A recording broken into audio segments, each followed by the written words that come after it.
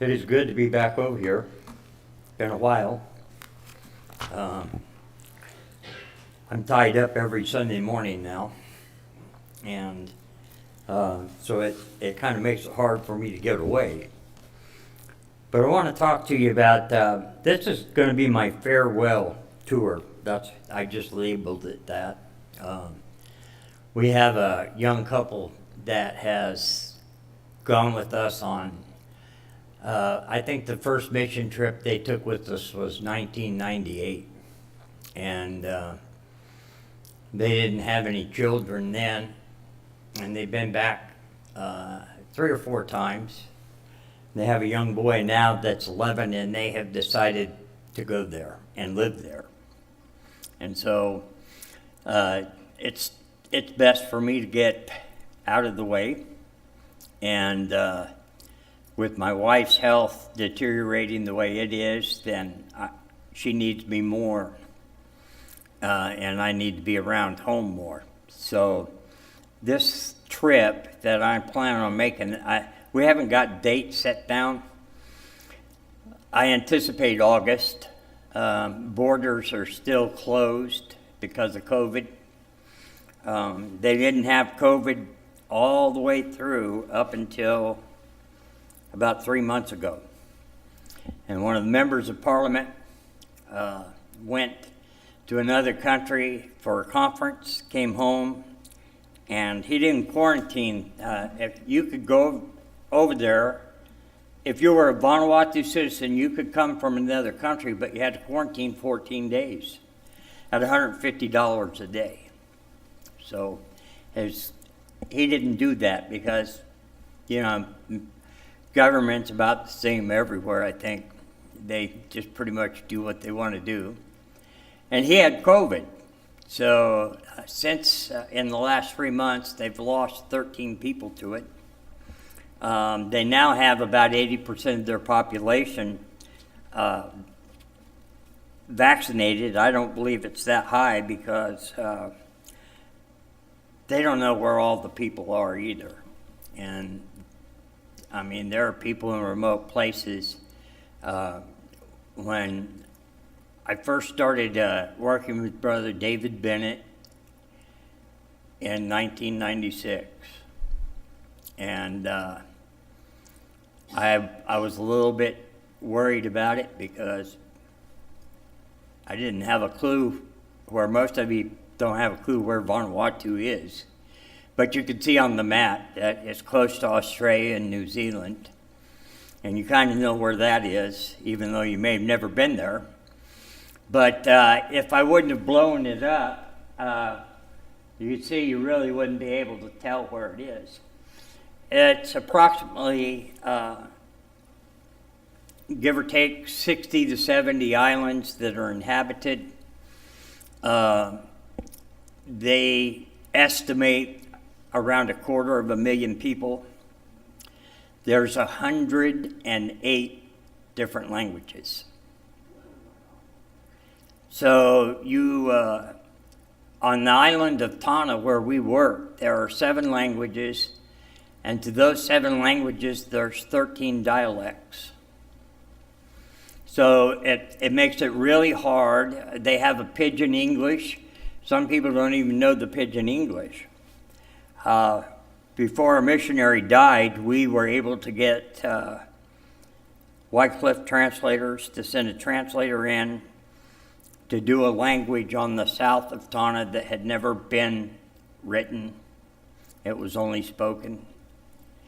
And they did the book of John, and they put it on voice recorders that are charged by the Sun. And when they handed them out, there was an elderly lady there, somewhere between 60 and 80. They don't keep track of their age. And when she started playing it, she cried. And when she was asked, "Why are you crying?" she said, "First time I've heard God's word in my language." So it's still, even in 2022, it's still difficult to do God's work and do it in a way you learn that you have to explain things the best you can and let it go. The last teaching trip I took, I was teaching on fruit of the Spirit. And I had a school, well, he was actually a college principal, as my translator. We got the meekness. He didn't say, I said meekness, he didn't say anything. He was just quiet. I finally looked at him, he said, sorry. I said, sorry. We had no word for meekness. So I was sitting there trying to explain to them what meekness was. They don't have a word for grace.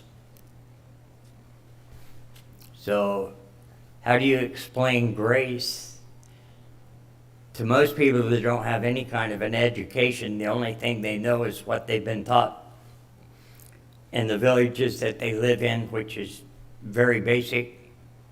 And how do you, somebody said, you know, they kicked it around and kissed it around. How are we going to explain grace to them? And finally, one of the translators said, the best way I know how to do it is tell them that this man kills your son and he murders your son, and you go and you tell him it's okay. It's okay. It's no problem. And that's the best way they could explain it to her, where they could understand it. Because, you know, I might could teach a primary class and they understand more than some of the people understand. You don't really have an idea what they understand. But I want to go through some slides real quick. I guess if I turn this thing on, it might help. If you see down here on the right side, down on the bottom is Tana, and that's where we work. It's about an hour from Port Vila. Port Vila, if you see that on there, that's the capital of Vanuatu. And they do have a few modern things. Not too bad to go. But we fly in to Osongo. And I was telling the brother back there, this is if you want to go somewhere and experience a natural disaster, Vanuatu is the #1 place in the world to go. And I can pretty much guarantee you that you can experience a natural disaster within 1 day, because they have earthquakes almost every day. They also, sitting out in the middle of the ocean like that, they get hit by cyclones often. That's another one of their problems. The big earthquake, volcano eruption in Tonga created a tsunami in Vanuatu, about 6-foot tsunami, which doesn't seem like much, but there's only certain places on the island you can get down to, so guess where a lot of the people live? Where you can get down to the water. And they had to evacuate and go up farther. So you see this guy on the, he was probably looking at a white guy, because they don't see many. And then when they do see him, their parents, when they start acting up, their parents tell them they're ghosts, and the ghosts are going to come and get you. So the very first trip I made in '96, I tried to give a little guy like that a sucker, and he started screaming. You thought I was killing him. And he ran for me, and that's when they explained to me why he was screaming so loud. He thought I was going to get him. And on the other side, you see the playfulness of children. Doesn't matter where you go in the world, you're going to see children playing. And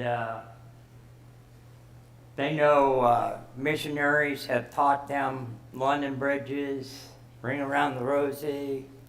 They know all those things. you can kind of tell what you don't understand what they're saying, but you know what they're playing because it's familiar to you, just the sound. One of the things that is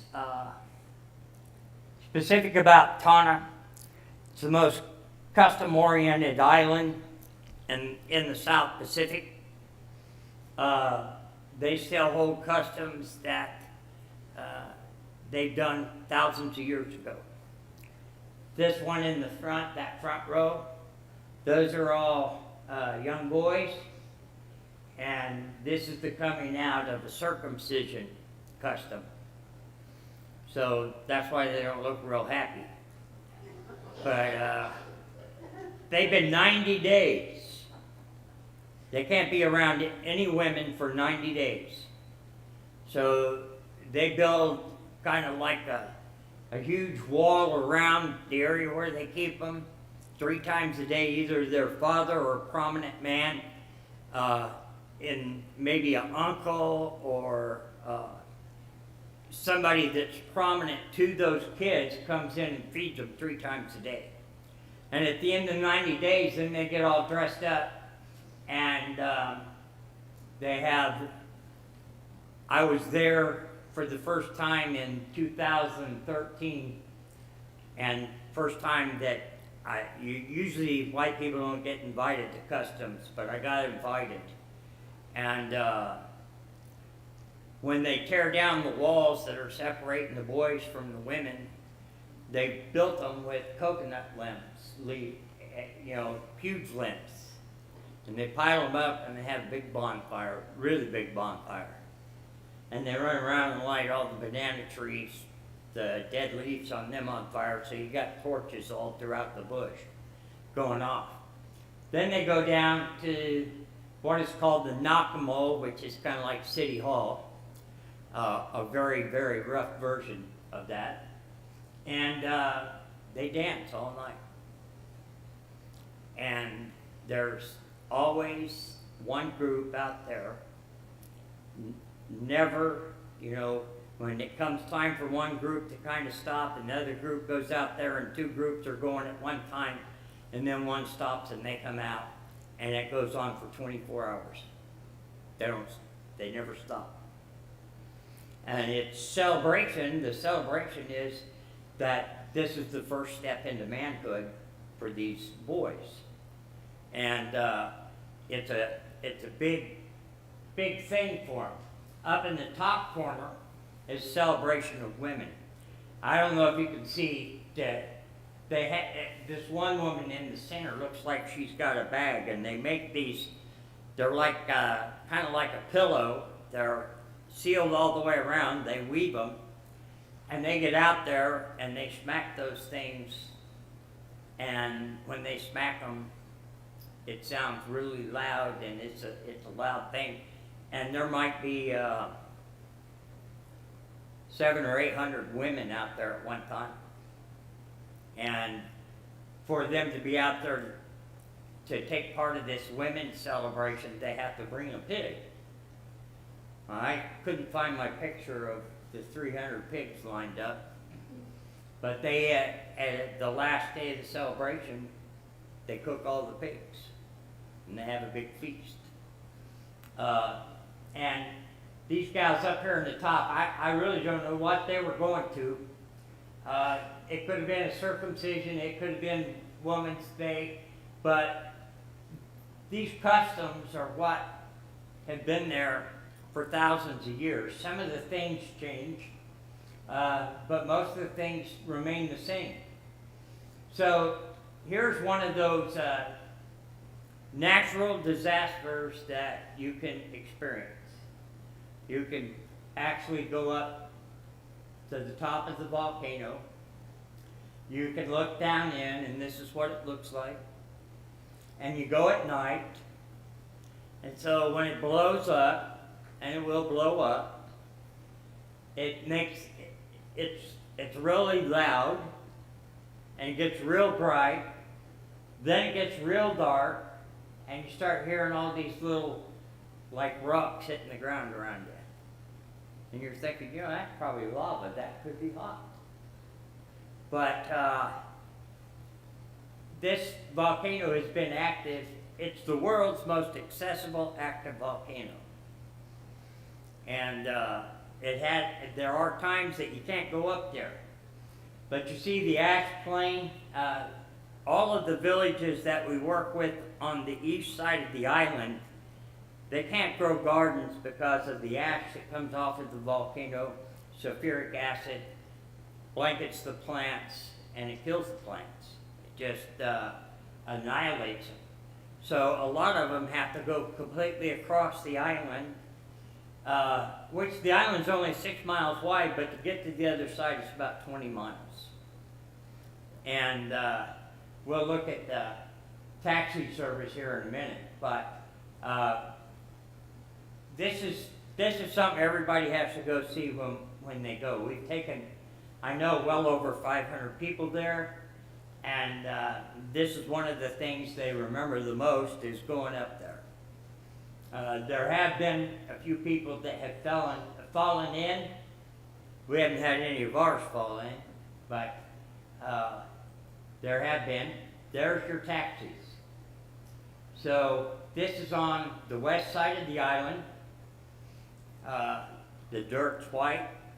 The other side of the island and the south end, it's all black from the ash. Everything comes over on a boat like that, and everybody goes down there whether they got something on the ship or not. When the ship comes in, everybody goes down there. It's kind of like Carnival comes to town, and everybody got to check it out. But the whole time that you're on the island, you ride around in the back of one of those.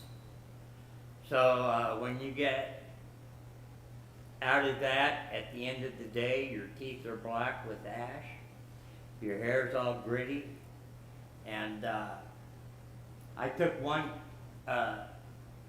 contractor from Central Arkansas, and I tell them all, when you go to Tana, there's clean and then there's Tana clean. And Tana clean is totally different than what clean is. And when I got back, we had these little meetings, okay, you know, what did we not prepare you enough for? And he said, you didn't explain how dirty it was. And I said, well, I told you that you would take a shower and get out of the shower and you'd be dirty. He says, it's worse than that. I don't know how you explain that, but it is. It's worse than that. I come down to the point, you know, they don't have water in every village, so I take baby wipes or adult washcloths, and that's my shower. This guy with the horn, the shell, he's blowing because this is telling all the women that boys that have been circumcised are on the way down to the salt water, and they have to get off the trails. So they're letting all the women know, get off the trails, and they'll go down and they'll get to the salt water. When they start back up, he'll blow that thing again, and you can hear it for a long, long ways. You see on this bottom picture, that's, you all know who that is, right? Yeah, Prince Charles. Yeah. If you read about Tawny, you'll read about cargo cults. Any of you ever heard of a cargo cult? C-U-L-T. The Americans were on Tana and Santo during World War II. Americans are very revered in both of those places. And they believed, they got this whole deal started, and I think I have some other pictures, but Prince Philip has a cargo cult. They, you know, one group of people started teaching Prince Philip is going to bring us wealth and resources. And so there are people that just follow him around like he's almost a god. And then John Frum believes that John from America is going to come and he's going to bring resources, not so much wealth, but things that will help them to have a better life. And this all started after World War II. These beliefs. there's a lot of people that they read stuff in America about John Frum or about Prince Philip. Don't believe everything you read. It's not as it's presented. Sometimes they write some stuff to make a good story, and they're known for doing that. Very creative people, make all kinds of things, and this picture of the guy carving it kind of cracks me up because the wood over there is harder than any wood I know here. And you see that little carving tool he's got, Mike? Yeah, the handle doesn't last on it. Because you go over there and you can send them carving tools, and within a week the handles are broke because the wood's that hard. But they are carvers. They take their natural resources, they make all kinds of things out of them. This is 2015. This was Cyclone Pam. It hit Tana in March of 2015, 185 mile-an-hour sustained winds. 98% of the buildings were either destroyed or damaged heavily. I took a building team in May of 2015 when we flew over Tana. It looked like, Samaritan Purse had been there, and it was a sea of blue tarps everywhere.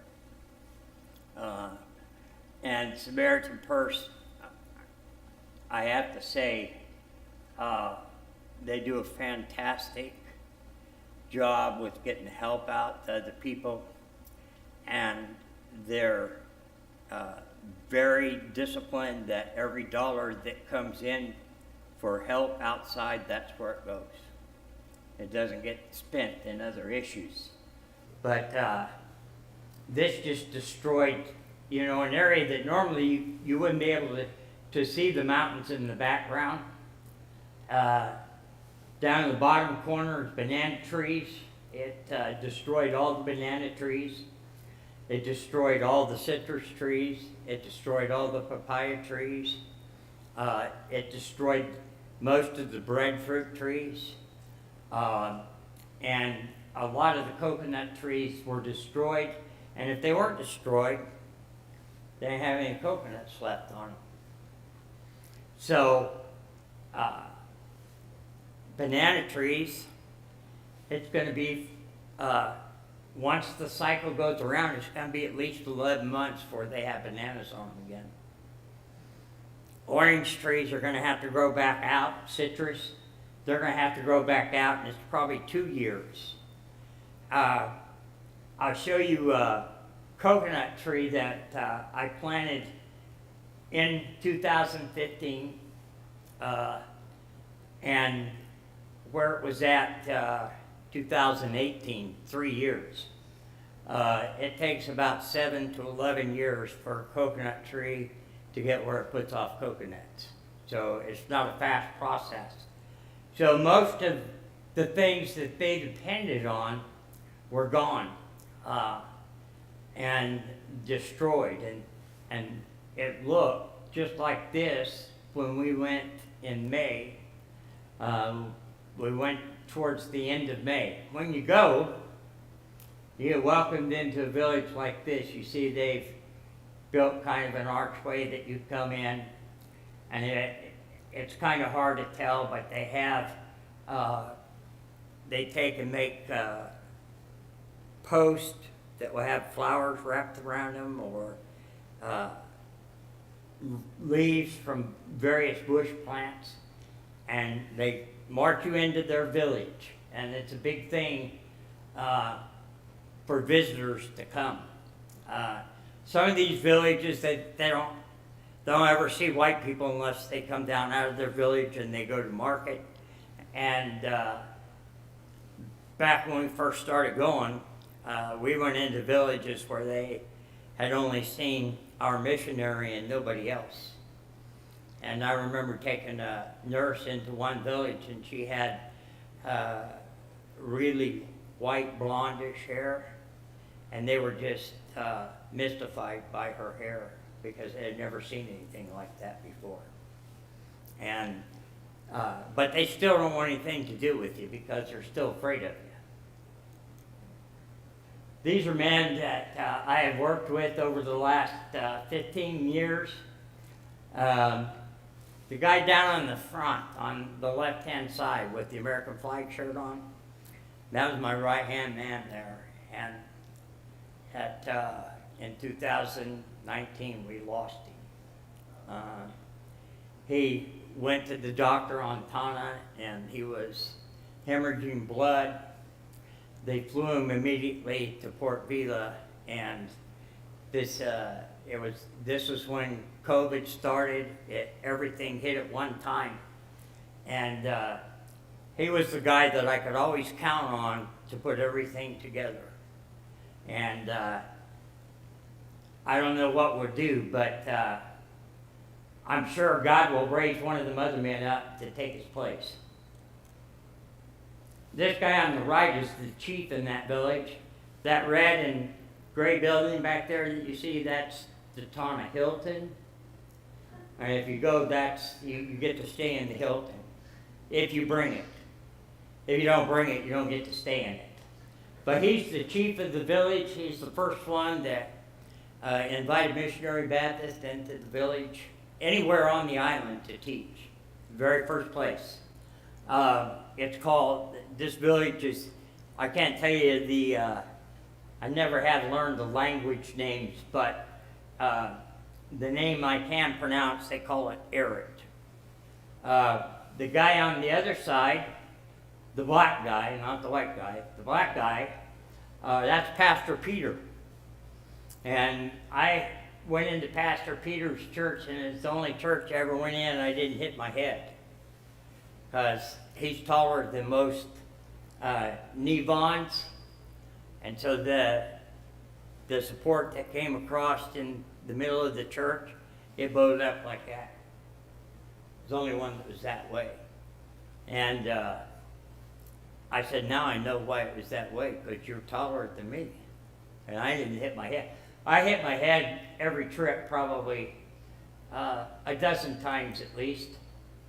This coconut tree on the left I planted in May of 2015. You see how, not very big, is it? But this was 2018 when I took that picture. So that's 3 years old there. That other picture was of the road, just shows you, that's what they call a road. Pastor Peter's baptizing. I know it doesn't look like there's room there to baptize, but he's actually standing in a place that they've hewn out of the rock, and it's actually about waist deep on me. And they're very creative with what they got to do to be able to carry out God's work. On the left is Lap Lap. If you ever go there, this will be one thing I promise you that you will not like. They grind up, mush up, pack it down on these banana leaves, make like a cake out of it, wrap it up, bury it under hot stones, bakes all night, comes out in the morning and it's gooey like lard. And if I have a quart of water, I can eat about a 1-inch square piece. The fruit on the side is oranges, it's small mandarins and bananas, and you can buy that at the local market. That's probably $2 worth. And it's better than anything we get here. This is my, I've experienced the fruit bat. How many of you have seen Crocodile Dundee? The big bats that fly in there, they're fruit bats. And This boy over here, he's roasting a fruit bat. I've been 20 times and I never ate a fruit bat. And I was pretty proud of that because I've been given the opportunity ample times. Naomi over here is William's wife, and she's holding one up. I didn't get a really good picture of it, but later that morning they were laughing, and they were laughing big time. You know why they were laughing? Because the white that you see in that dish that they gave me, I bought ramen noodles, and guess what that white is? It's fruit bat. They were just laughing and carry on while I was eating it. And when I thought it was chicken, but not because it tasted like chicken, but I was trying to be positive. And when I got down to the bone was kind of translucent. And I knew I was in trouble. On the left is a native bread that they make. You see the guy with the cup, or a woman with the cup in the back, she's taking sugar and putting it in hot water, and they drink it. Sugar's easier to get than coffee or tea. And they don't really drink coffee, they grow coffee there, and they sell most of what they grow. There's very few Nevons that drink coffee. But they'll put a spoon. A lot of times, what a child gets before they leave for school in the morning is maybe a piece of yam and sugar water, and that's all they get. That will be it. This on the left is when our missionary died.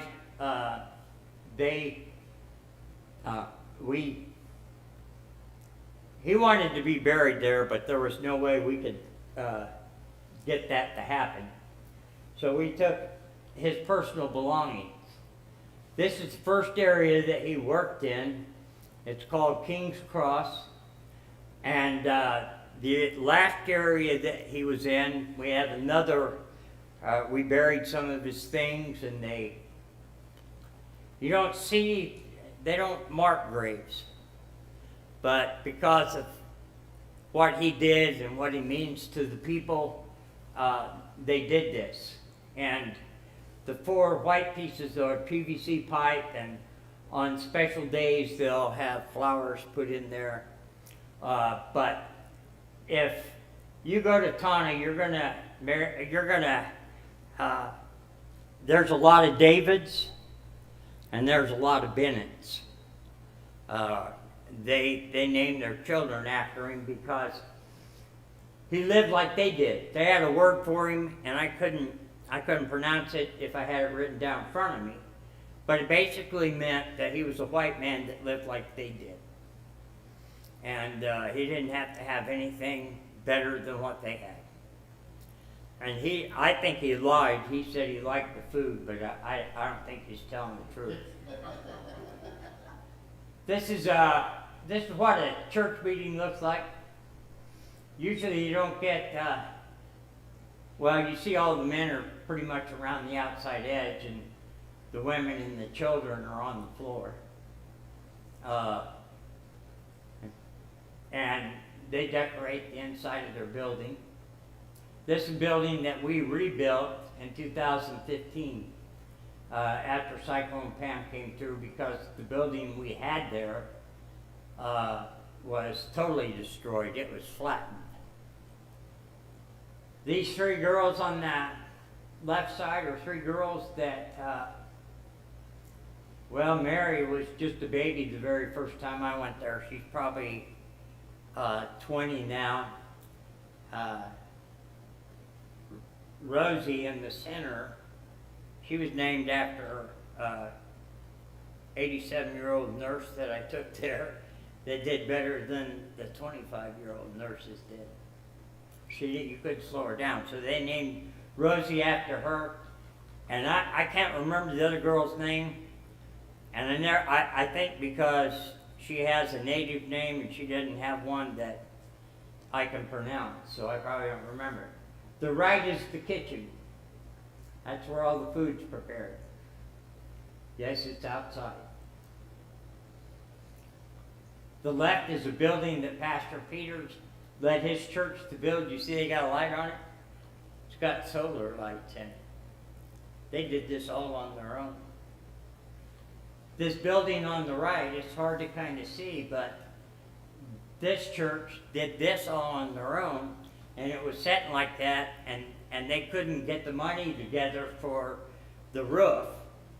So I got a couple of churches in America to help me, and we gave them money. It now has a roof on it. I hadn't been there since they put the roof on there, but they made every single block themselves. Every family in church brought a sack of Portland cement. They got the government dump trucks to go down to the sand, and they shoveled the dump trucks full with just hand shovels. They bring it up and dump it in the village, and they made their own blocks, one at a time. And then they put it up, and they dedicated it in 2019. I was supposed to be there when they dedicated, but then COVID came up. So this family on the left, Yawis is his name. Missionary Bennett gave him the name of Philip because he had a hard time remembering Yawis. But his daughter, our name just slipped my mind. She's on the Capitol Island, and she was taking care of everything. She's actually in Fiji right now, in her 4th year of medical school to be a doctor. She's going to come back. Every one of Philip's children, he has raised them in the church, and he's raised them to get education and to come back and do something for their country. I still can't believe I can't remember her name. I guess that's getting old. This guy on the right, the little black guy, in 2015, my dad got sick in April. And I went down, and he wasn't going to the doctor, he wasn't going to the hospital, because nobody would take care of my mom. And I said, look, I'll take care of her. He says, well, no matter what happens to me, I'm not going to the hospital unless you promise you take this trip, no matter what. I said, Dad, man, you're asking. I can't do that. Well, I'm not going to go to the hospital. And he said, this trip is more important than me. So we argued for a little while, and pretty soon, as usual, he won. And the Saturday before I left on Monday, he died. And I had 7 builders going with me that hadn't been there before. And I really had to go with them. So I left, and I made that trip. The next year I came back. That trip was in May. The next year I didn't get there till late August. And when you have a baby in Vanuatu, Mama and the baby stay inside for 3 months. The women in the village do all the cooking for her family. And then at the end of 3 months, they bring the baby out and they name the baby. They named this baby after my father. And you have to know, he's pretty rotten like my dad was too. But you have to know they have a heart. They know what's going on. This is called the Snake Road. It was built shortly after World War II by the Australian Army. And it goes up and down, and it's grooved concrete, but if it's raining, you may not be able to get up it still. And in the background, you see the volcano. Not hard to tell it's a volcano. It's an ash plume going up, but you see that there's nothing growing around it. And it's beautiful too. One of the most beautiful places I've ever been. I thank God for giving me the privilege to be able to be part of it. What time do you guys usually quit? Because I have no idea. See, you don't have a clock. Okay, I'll do this. I'll do this real quick. 26 years ago, God opened the doors for me as a pastor of a very small church in North Arkansas, and a guy that I had went to seminary with called me up and saying, I need a sponsoring church. And I said, man, I've only been here 6 months. You want to get me fired? And he says, well, I really need a sponsoring church. And I said, well, I don't know. And to be honest, I was afraid. Through my mind was going all the responsibility that I was taking on. And I had forgot one of the big things. I forgot that the work that we've been given to do was given to us by God. And I preached a message this morning that was Jesus telling his disciples out of John chapter 14, you're going to do greater works than I've done. And he wasn't talking about miracles. He wasn't talking about walking on water. He wasn't talking about healing people. He wasn't talking about calling people from the grave to come forth alive. He was talking about that you and I have the opportunity to bring life to people, but it's spiritual life. And it's a huge opportunity and blessing that he gives us because we can make a difference in people's lives. What winds up happening is we get a little bit afraid of what somebody might say, what the public might think, and we allow all kinds of things to get in the way. I can tell you that had this whole venture been up to me, I would have let a whole lot of things get in the way and I wouldn't have done it. And probably the first thing that would have come to my mind is I don't like to travel. And you got to go a long ways to get there. And some of the first trips we took would take 60 or 70 hours to get there. You wouldn't see a bed for that amount of time. And then you would get there and you'd be in a totally, they're 15 hours ahead of us, so you're in a totally different day than what you left on, and you have lost all this time and all this sleep, and then you want to sleep when the sun's up and you want to be awake when it's dark. And I could think of all kinds of reasons why I couldn't go. I didn't like travel. I definitely didn't like going to foreign countries. I definitely didn't like going to foreign developing countries. There's a big difference between foreign countries and developing countries. I still have a hard time having to go to the bathroom over a hole in the ground. Now, that's just being honest. And when you get old and you start getting leg cramps, it really makes a difference, Hey, that's the truth. So I could tell you a real funny story about that, but I won't waste that time. What I want you to understand is that since 1996, we saw over 3,000 people come to the knowledge of the Lord Jesus Christ as Savior.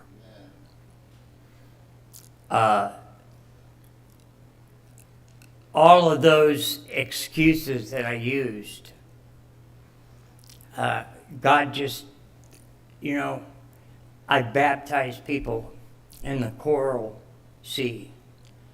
I baptized people in front of a waterfall.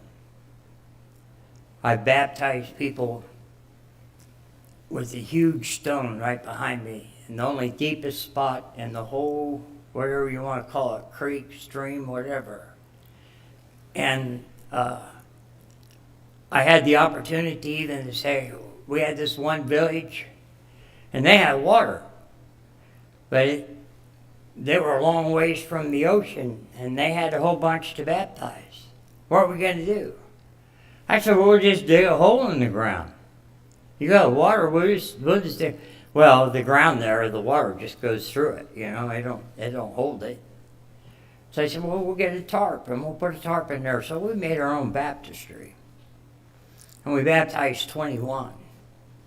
I would have never done that here.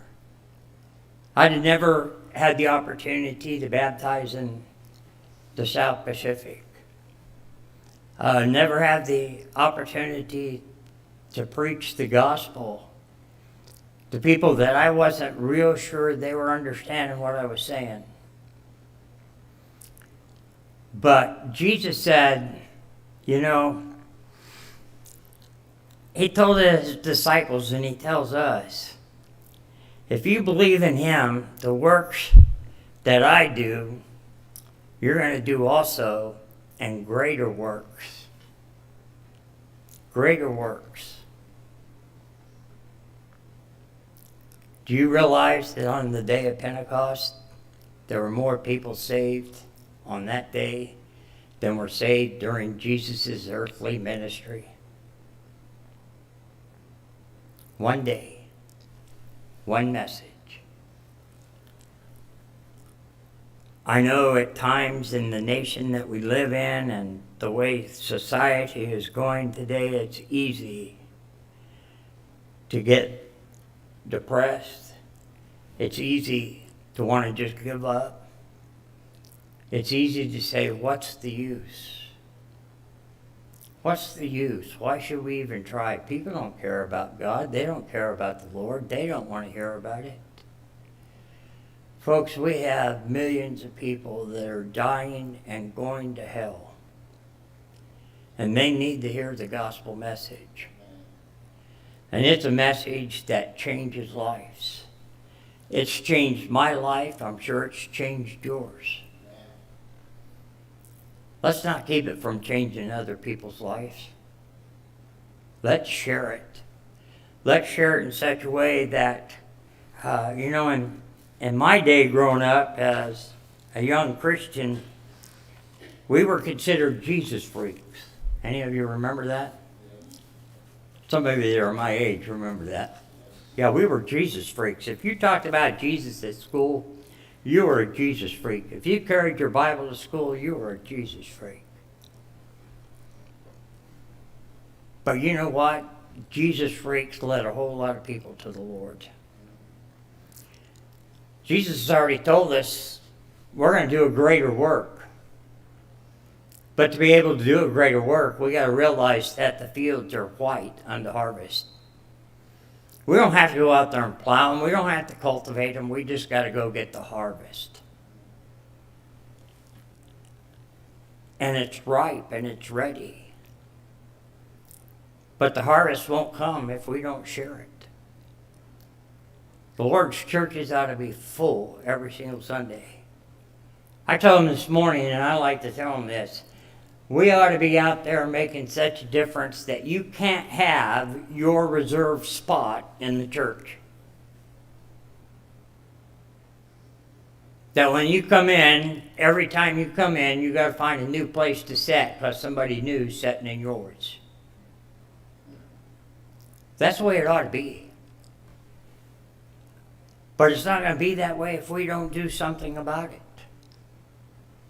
Now, I'm honest with you. I tried every way in the world I could to keep from being a pastor of a missionary. But God sent one of the most headstrong, crazy guys that I've ever come in contact with in my whole life. We went to seminary together. He showed up at my house when I was pastoring in West Texas. I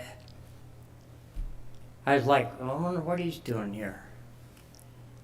He said, well, I'm on deputation to go to America Samoan, and you're the only friend I have around here. I didn't even know we were friends. Because all the time we went to seminary together, he might have said 3 words to me. And I thought friends talked more than that.